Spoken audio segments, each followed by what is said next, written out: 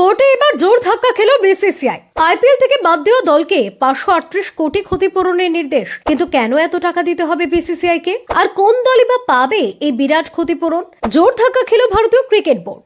IPL থেকে বাদ দেওয়া দলকে ক্ষতিপূরণ বাবদ 538 কোটি টাকা অবিলম্বে মিটিয়ে দিতে বিসিসিআই কে নির্দেশ দিয়েছে বম্বে হাইকোর্ট। ওই রায় নিয়ে বিসিসিআই এর তরফে এখনো কোনো প্রতিক্রিয়া জানানো হয়নি। তবে সূত্রের খবর, বম্বে হাইকোর্টের নির্দেশকে চ্যালেঞ্জ জানিয়ে সুপ্রিম কোর্টের দরজায় কড়া নাড়তে পারেন বোর্ড কর্তারা। আইপিএল শুরু হওয়ার 4 বছরের মাথায় 2011 সালে ফ্র্যাঞ্চাইজি হিসেবে খেলার অনুমতি পেয়েছিল কোচি টাস্কার্স কেরালা। কিন্তু 1 বছর খেলার পরেই উপযুক্ত পরিমাণ ব্যাংক গ্যারান্টি দেখাতে না পারায় দলটিকে বাতিল করেছিল ভারতীয় ক্রিকেট বোর্ড। ফ্র্যাঞ্চাইজিশিপ বাতিল করতে গিয়ে বোর্ডের তরফে বলা হয়েছিল, কোচি টাস্কার্স কেরালার মালিক Kochi cricket private limited bank guarantee সংক্রান্ত শর্ত পূরণ করতে না পারায় এই পদক্ষেপ নেওয়া হয়েছে। বিসিসিআইয়ের এই সিদ্ধান্তকে চ্যালেঞ্জ জানিয়ে সালিশি আদালতের দ্বারস্থ হন কোচি টাস্কার্সের মালিকরা।